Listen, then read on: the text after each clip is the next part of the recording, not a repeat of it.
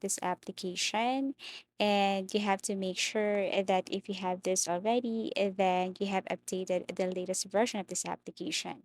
Once you're here, tap this icon on the bottom left corner, scroll down, and you have to click this P2P trading that is under manage assets.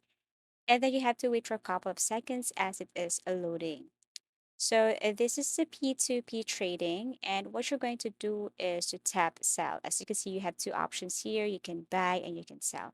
For this time, on this tutorial, you have to click sell and then tap this USDT arrow facing down to look for the specific or select the specific network that you want to use. So all you have to do is to tap this arrow facing down and scroll down and look for that one. We have BTC, we have Ethereum, and so on. Okay, so let's just say let's choose this USDT here. And below are samples of merchant and that you can use later or you can tap later. But before that, you go to your profile at the bottom right corner and then add your bank account.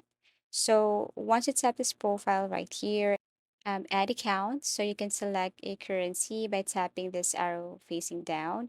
And also you can select payment method. So you just have to click the select payment method arrow facing down.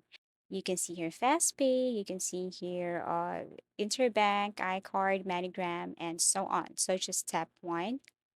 So after you have added your currency and your payment method, you can now go back and select the merchant. Now to know more about how to send or to trace everything here, you can click this P2P guide in order for you to proceed with the transaction. But I just want to tell you that before you proceed, you have to verify your account, you have to submit your ID, you have to follow some instructions here in order for you to proceed some transactions. And that's it.